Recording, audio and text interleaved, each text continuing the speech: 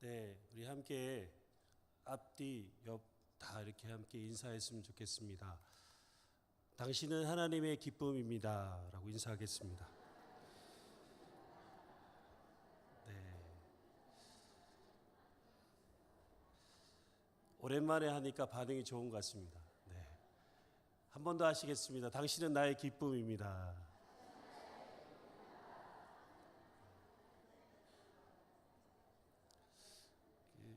예, 실명을 거론해서 참 죄송한데요. 우리 교회 권사님 중에서 한 분이 이게 안 되는 게 있습니다. 예, 예. 이게 사랑한다는 그런 하트표인데요. 네, 이니셜을 얘기하면 강씨인데요. 네, 권사님 중에서 이게 안 되시는 분이 계십니다. 그래서 우리 옆에 계신 분을 향해서 두 개로 사랑합니다라고 이렇게.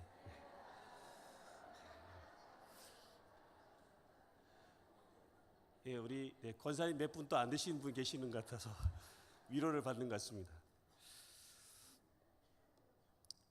제가 내일부터 휴가입니다. 그래서 요즘 휴가철이죠. 그래서 많은 사람들이 여행을 떠나려고 준비하고 있습니다. 이 무더운 여름철 주어진 휴가를 가족들과 더 재미있고 더 유익하게 보낼 수 있을까 고민을 많이 하죠. 요즘 젊은 사람들은 감성을 중요시하다 보니까 가장 저렴하면서도 가장 좋은 환경과 감성을 자극하는 휴양지를 선택한다고 합니다.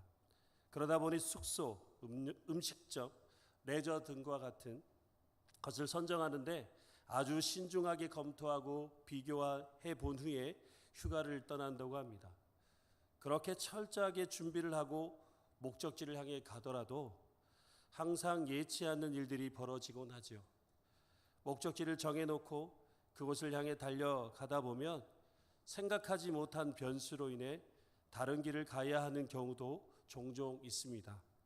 그런데 우리가 흔히들 경험하는 것 중에 대부분 가족들과 함께 여행을 가다 보면 서로의 생각의 차이로 인해 목적지가 변경되거나 아니면 힘들게 도착하는 경우들도 있는 것 같습니다. 저도 이런 경험을 해본 적이 있습니다. 자세한 내용은 말씀드리지 않겠습니다.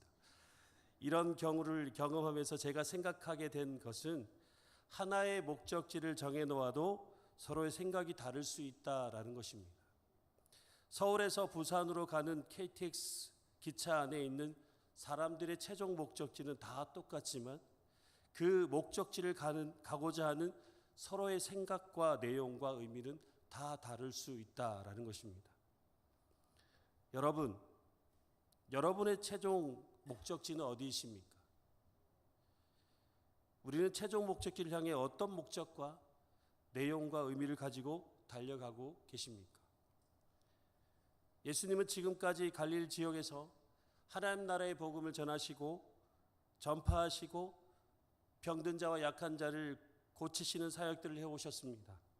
그런데 이제 갈릴리를 넘어 유대와 베레아 지역으로 사역 방향을 옮기시려고 하였습니다. 그 이유는 하늘에 올라가실 날이 가까이 왔음을 아셨기 때문입니다. 그래서 예루살렘에 향하여 올라가기로 굳게 결심하셨습니다. 예수님의 굳은 결심이 비장하고도 확고한 신념이 느껴집니다. 하늘에 오르실 날이 가까이 왔다라는 것을 아셨다는 것은 곧 자신이 많은 고난을 받는 것과 십자가에 죽으실 것과 그리고 부활하시고 승천하셔야 하는 하나님의 정하신 때가 가까이 왔다는 사실을 아셨다라는 것입니다.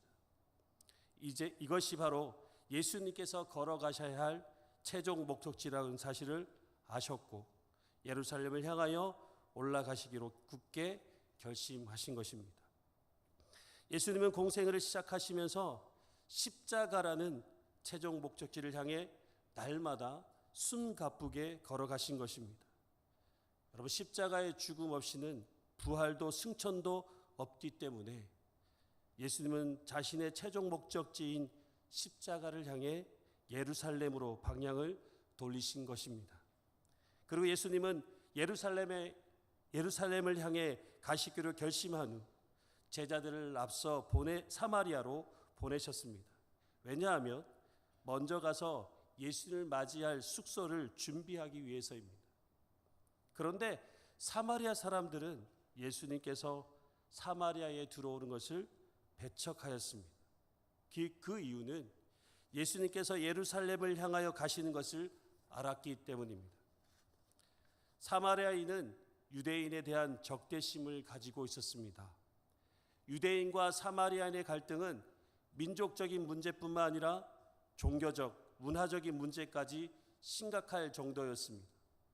유대인과 사마리아인은 서로에 대한 오해와 편견, 독선, 오만이라는 것으로 막연한 미움이 아니라 무조건적인 증오로 발전하게 되었습니다.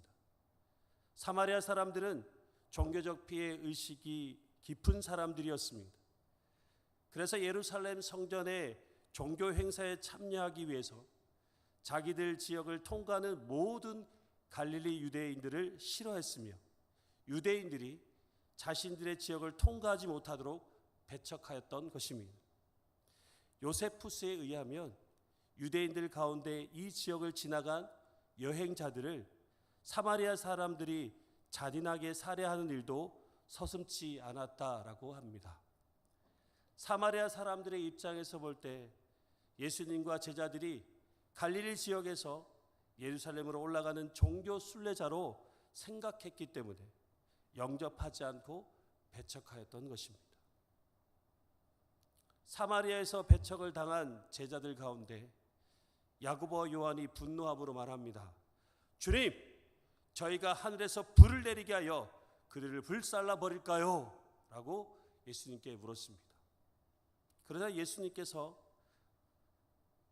그들이 생각하는 그 반응과 전혀 다른 반응으로 보이셨습니다. 야고보와 요한을 향하여 꾸짖고 화를 내신 것입니다. 예수는 왜 제자들에게 화를 내신 것일까요?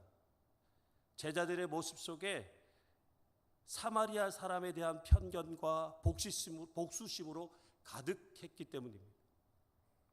제자들의 입장에서 볼 때 앞으로 이스라엘 왕이 되실 예수님께서 사마리아에서 잠시 유거하시고 지나가고자 하는데 이를 배척하는 사마리아 사람들을 용납할 수 없었고 원래부터 사마리아에 대한 편견으로 안 좋은 감정들이 있다 보니 분노함으로 이들을 향해 저주하고자 한 것입니다.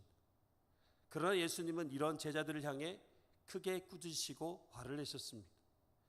예수님은 제자들에게 하나님의 나라의 복음을 전하시고 자신이 이 땅에 오신 목적에 대해서 말씀해 주셨습니다. 제가 가진 성경 55절 각 주에 이렇게 기록되어 있습니다. 어떤 고대 사본에는 55절 끝에 다음 말이 있는데 이르시되 너희는 무슨 정신으로 말하는지 모르는구나. 인자는 사람의 생명을 멸망시키러 온 것이 아니요 구원하러 왔노라 하시고 라고 기록하고 있습니다. 이 말씀과 같이 예수님께서 이 땅에 오신 목적은 사람들의 생명을 멸하시기 위해 오신 것이 아니라 사람들의 생명을 구원하시기 위해 이 땅에 오신 것입니다. 예수님께서 예루살렘으로 가고자 결심한 것은 왕이 되시고자 가신 것이 아니라 십자가의 죽으심으로 많은 사람의 생명을 얻고 구원하시기 위해 예루살렘으로 가시는 것입니다. 그런데 지금 예수님과 제자들에게 있어서 서로 목적지가 예루살렘이라는 똑같은 곳을 향해 가고 있지만 서로가 이루고자 하는 목적과 내용과 의미는 서로 달랐다라는 것입니다. 제자들은 예수님께서 이스라엘을 구원할 메시아, 곧 왕이 되어 로마로부터 압제와 억압에서 해방시켜 이스라엘을 회복을 꿈꾸며 예루살렘 향해 걸어갔지만 예수님은 인류의 모든 죄를 짊어지고 십자가의 죽으심으로 죄로부터 구원하여 생명을 얻게 하기 위해 예루살렘을 향해 걸어가고 계시는 것입니다. 여러분, 목적지가 아무리 같다고 해서 목적지에 향해 가는 사람들의 목적과 내용과 의미가 다 똑같을 수는 없을 것입니다. 각자의 저마다 생각의 차이가 있고 내용과 의미가 다 다를 수 있는 것이죠. 만약 한 교회에서 역사가 깊은 교회를 방문하려고 할 때 어떤 사람은 교회 역사에 관심이 있는가 하면 어떤 사람은 오래된 교회 건물의 이미지를 그 교회 건물 이미지에 대해서 더 관심을 가질 것입니다. 그래도 목적지가 같은 곳이니까 함께 그 길을 가고 있는 것은 아닌가요? 제자들과 예수님이 가고자 하는 목적과 의미가 다르지만 함께 예루살렘을 향해 같은 길을 걷고 있으니 문제될 것이 없는 것은 아닌가요? 여러분 어떻게 생각하십니까? 예수님과 함께 길을 걸어감에 있어서 예수님께서 말씀하신 목적과 의미는 조금 다르지만 그래도 지금 예수님과 함께 이 길을 걷고 있으니 별 문제가 없다고 생각이 드십니까? 저는 이 본문을 묵상하면서 예수님께서 제자들을 보시며 어떤 마음이 드셨을까 궁금했습니다. 제자들을 보시면서 얼마나 답답하고 한심스러우셨을까? 예수님은 자신이 이 땅에 오신 목적에 대해서 계속해서 거듭 말씀하셨지만 제자들의 생각은 변함이 없고 예수님과 같은 길을 걷고 있는 것처럼 보이지만 실상은 자신들의 욕망과 야망을 이루기 위해 예수님과 함께 그 길을 따라가고 있는 제자들의 모습을 보시고 얼마나 마음이 아프셨을까요? 여러분, 한 스승의 제자가 되기 위해서는 가장 중요한 것이 무엇입니까? 제자가 되려면 가장 우선시 되어야 하는 것은 무엇입니까? 제자에게 있어서 어떤 자세가 요구되는 것일까요? 여러분, 예수 그리스도를 나의 구주로 믿고 그분의 뜻을 따르는 제자가 맞으십니까? 예수님의 제자가 되기 위해서는 다른 모든 것을 제쳐놓고 예수님의 일, 하나님의 나라의 일을 최우선 순위에 두어야 한다고 생각합니다. 예수님의 제자는 예수님께서 걸어가시는 그 길을 함께 걸어가는 자인데 그저 예수님의 뒷발자취만 따르는 자가 아니라 예수님께서 살아가신 모든 삶과 함께하는 것입니다. 그러면 예수님께서 걸어가셨던 그 길을 함께 걸어가기 위해서는 어떤 삶을 살아야 하는 것일까요? 먼저는 예수님께서 하셨던 모든 삶에 함께 동참하는 것입니다. 그러기 위해서는 우리의 기본적인 생활 환경을 포기해야 할 수 있어야 합니다. 한 서기관이 예수님의 제자가 되기 위해 주님께서 어디로 가시든지 저는 따르겠습니다 라는 비장한 어투로 주님께 말을 했습니다. 서기관의 말을 들은 예수님께서 이런 말씀하셨죠. 여우도 굴이 있고 하늘의 새들도 보금자리가 있지만 인자는 머리 둘 곳조차 없구나 라고 말씀하셨습니다. 이 말씀에 내포되어 있는 의미가 무엇일까요? 제가 좀 더 쉽게 번역해서 풀어서 말씀드리면 내가 걸어가는 이 길은 내 머리 둘 곳도 없는 기약 없는 삶이며 피곤한 삶인데 그래도 나를 따르겠느냐? 만약 그래도 나를 따르고자 한다면 나를 따르라 라고 하시는 것입니다.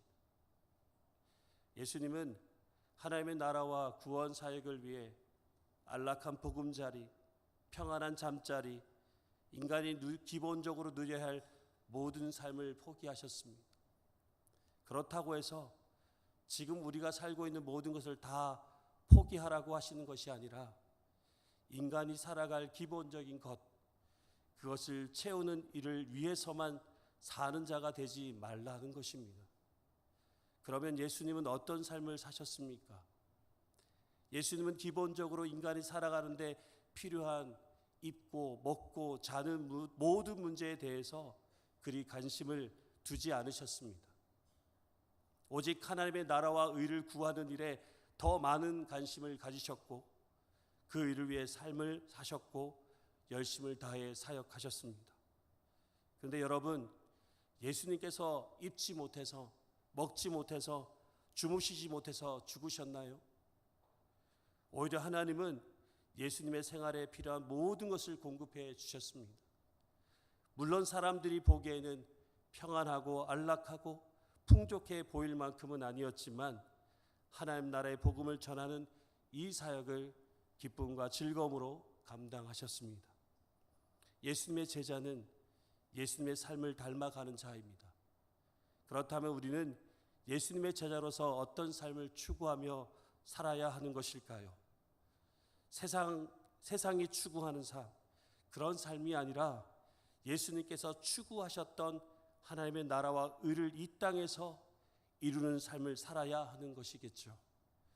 그래서 예수님과 함께 그 길을 걷는 자는 예수님께서 추구하셨던 의미와 삶을 함께 동참하는 것입니다. 예수님과 함께 길을 걷는 자는 하나님 나라가 최우선이 되어야 합니다. 예수님께서 길을 가다가 한 사람을 만나 나를 따르라고 하셨습니다. 그런데 그 사람에게 가장 중요한 일이 있었는데 바로 아버지를 장사하는 일이었습니다. 이 사람은 예수님께서 제자로 부르실 정도로 예수님께 인정받은 사람입니다. 그래서 예수님은 그와 함께 하나님 나라를 전파하기 위해서 그를 제자로 부르셨지만 그에게는 하나님 나라보다 먼저 우선적인 아버지를 장사하는 일에 더 중요했기 때문에 따를 수 없었습니다. 물론 예수님과 함께 하나님 나라를 전파하는 일이 너무나 중요하고 귀하지요. 하지만 자녀로서 아버지를 장사하는 일도 무시할 수 없을 만큼 아주 중요한 일입니다. 여기서 우리가 오해할 수 있는 것은 예수님께서 아버지의 장례를 하지 못하도록 하는 것처럼 여겨질 수 있는데요. 그렇지 않습니다. 그 당시 유대인의 장례 중에서 죽은 사람을 매장하고 난 후 1년 후에 육신이 썩어 뼈만 남게 되면 아들이 다시 와서 특별한 상자에 뼈를 넣어 무덤 벽 구멍에 다시 장례 지내야 하는 풍습이 있었다고 합니다. 그래서 이 사람이 1년씩이나 지체하게 해달라고 요청했을 것으로 생각해 볼 수 있습니다. 그러니 그런 일은 죽은 자들로 자기의 죽은 자를 장사하게 하고 너는 가서 하나님 나라를 전파하라고 하신 것입니다. 예수님께서 무엇을 말씀하고 계시는 것입니까? 아버지를 장사하는 일보다 하나님 나라를 전파하는 일이 최우선이 되어야 함을 말씀하고 있는 것입니다. 우리에게 있어서 하나님 나라보다 우선순위에 있는 것은 무엇일까요? 예수님은 오직 하나님 나라를 전파하는 일에 최우선순위에 두셨습니다. 그래서 예수님은 가는 곳곳마다 하나님 나라를 전파하시고 결국 하나님 나라를 위해 예루살렘에 올라가셔서 십자가에 죽으신 것입니다. 우리에게 있어서 하나님 나라를 전파하는 것에 걸림돌이 되거나 불필요한 것이 있다면 과감하게 내려놓을 수 있어야 합니다. 예수님의 삶을 통해 우리에게 말씀하시고 보여주신 것은 바로 하나님 나라입니다. 결국 예수님과 함께 길을 걷는다는 것은 우리의 삶을 통해 하나님 나라가 전파되는 일입니다. 마가복음 3장에 보시면 예수님의 치유 사역 뒤에 종교 지도자들과 논쟁하고 있을 때 예수님의 어머니와 동생들이 찾아와서 예수님을 찾았습니다. 그러자 예수님께서 말씀하셨지요. 누구든지 하나님의 뜻대로 행하는 자가 내 형제요 자매요 어머니이니라. 결국 예수님과 함께 길을 걷는다는 것은 하나님의 뜻대로 행하는 삶을 살아가는 것을 말하는 것입니다. 저는 오늘 말씀을 묵상하면서 주님과 함께 같은 길을 걷는다라는 것은 결코 쉬운 일이 아니구나라는 생각이 들었습니다. 그저 같은 곳을 향해 걸어가고 있다고 하지만 다 똑같은 목적과 의미를 가지고 걸어가고 있는 것은 아닌 것처럼 어쩜 우리도 예수님과 같은 곳을 향해 가고 있지만 예수님과 다른 목적과 의미를 가지고 주님을 따르고 있지는 않는지, 아직까지도 나의 삶의 욕망과 평안, 안락, 풍족한 삶을 위해 예수님의 길을 따르고 있는 제자로서의 모습은 아니었는지, 그리고 하나님의 나라를 최우선순위에 두지 않고 개인적인 삶, 가족, 환경 등에 우선순위를 두고 살아가고 있는 것은 아닌지 예수님은 우리에게 말씀하십니다. 자기를 부인하고 자기 십자가를 지고 주님과 함께 하나님 나라를 전파하며 하나님의 뜻을 행하며 살아가는, 주님과 함께 하나님 나라의 길을 걸어가는 주님의 제자, 주님의 가족이 되기를 원하고 계십니다. 같은 곳을 향해 가지만 목적과 의미와 내용이 다른 것이 아니라 같은 목적과 같은 내용과 같은 의미를 가지고 주님과 함께 그 길을 걸어가는 것, 주님께서 오늘 우리에게 요구하시는 제자로서의 삶이라 말씀드릴 수 있습니다. 여러분은 지금 주님과 함께 어떤 삶을 살아가며 또 어떤 목적과 의미와 내용을 가지고 그 길을 걸어가고 계십니까? 혹시 제자들과 똑같이 자신의 야망과 욕망을 위해서 그렇게 주님의 길을 따라가지는 않으십니까?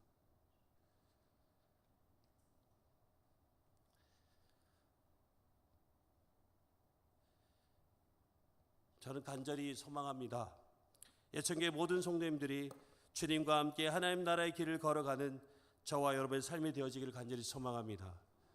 무엇보다 예수님의 제자로서 예수님께서 걸어가셨던 그 길을 함께 걸어가며 나라의 삶을 통하여 하나님 나라를 확장해 나가며 하나님의 거룩한 나라를 더욱 아름답게 세워나가는 저와 여러분의 삶이 되기를 간절히 소망합니다. 기도드리겠습니다. 사랑과 은혜가 충만하신 아버지 하나님, 오늘 말씀을 통해 예수님을 따르는 제자의 삶과 예수님과 함께 걸어가는 삶이 어떤 것인지를 깨닫게 하시니 감사합니다. 사랑의 주님, 우리는 너무나 연약해서 때론 주님과 함께 목적지를 향해 달려가지만 나의 욕망과 야망을 위해서 세상적인 풍요로운 삶을 위해 주님과 다른 목적과 의미를 가지고 살아갈 때가 얼마나 많았는지 주님 용서하여 주시옵소서. 이 시간 주님께서 하나님 나라를 전파하시며 많은 사람의 생명을 구원하시기 위해 걸어가셨던 그 길, 우리도 주님께서 걸어가셨던 그 길을 기쁨과 즐거움으로 함께 걸어가게 하시고 우리를 통해 하나님의 뜻을 이루어 나가는 거룩한 삶을 살아내는 주님의 제자, 주님의 가족들이 되게 하여 주시옵소서. 사랑의 하나님 아버지, 오늘 이 말씀을 통하여서 우리가 무엇보다 주님께서 기뻐하시는 제자의 삶을 살아가게 하시고 이 땅 가운데 하는 나라를 확장해 나가는 귀한 은혜의 도구로 쓰임받는 삶이 되게 하여 주시옵소서. 감사를 드리며 예수님의 이름으로 기도드리옵나이다. 아멘.